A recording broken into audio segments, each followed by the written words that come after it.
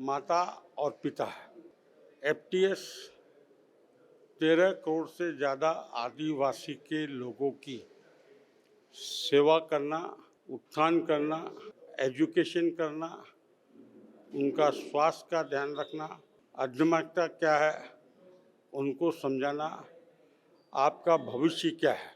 जो प्रोडक्ट छोटे मोटे जो भी होते हैं उनको मार्केटिंग करना, बच्चों को अभी तक हम लोग बेसिक शिक्षा देते थे, अब उसकी जगह कॉलेज तक बच्चों को ले जाना, उनको नौकरियां कैसे मिले, वो अपना व्यापार कैसे कर सके, महिलाओं को एजुकेशन कराना, उनका कटूर उद्योग कैसे चालू हो।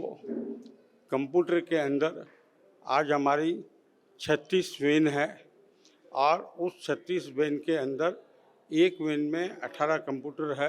एक दिन में 3 गांव में जाकर 18 लोगों को बेसिक कंप्यूटर सिखाते हैं। 45 डेज का इनका कोर्स होता है।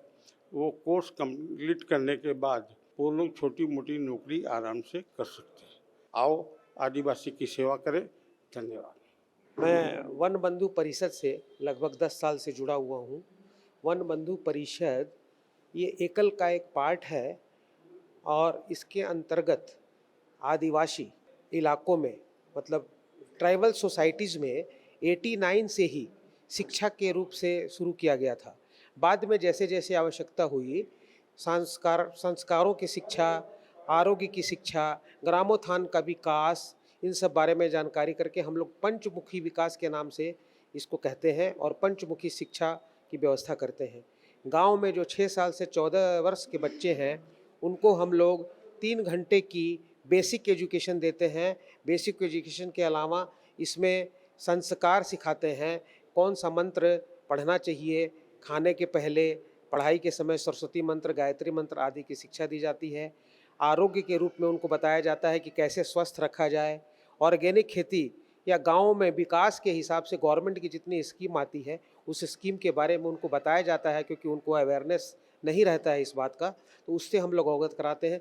किसी भी तरीके से हम लोग गांव के लोगों का विकास चाहते हैं, क्योंकि गांव की जो आत्मा है भारत से जुड़ी रहनी चाहिए हमेशा, और देश और राष्ट्र की तरक्की इसी बात पर निर्भर करती है कि जहां लोग वंचित हैं सारी सुविधाएं से, उन सुविधाओं को अवसर दें हम लोग, क्योंकि ये हम लोगों का एक हिंदुस्तानी होने के नाते यह कर्तव्य है कि भारतवर्ष के सभी लोग सुखी हो, संपन्न हो।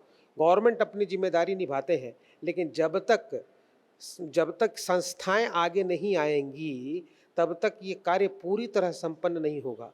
हमारा ये कर्तव्य बनता है कि हम इन लोगों के लिए कार्य करें, और यदि बच्चा शिक्षित होगा तो वह देने योग्य बनेगा, लेने योग्य नहीं बनेगा। इसलिए हम लोगों का यह पूरा प्रयास है। अभी हम लोगों के 43 आयाम पूरे देश के अंतर्गत कार्यरत हैं और इससे कम से कम 25 लाख बच्चे शिक्षित हो रहे हैं। ये हम लोगों के लिए सौभाग्य की बात है। बहुत बहुत धन्यवाद। भारत माता की जय।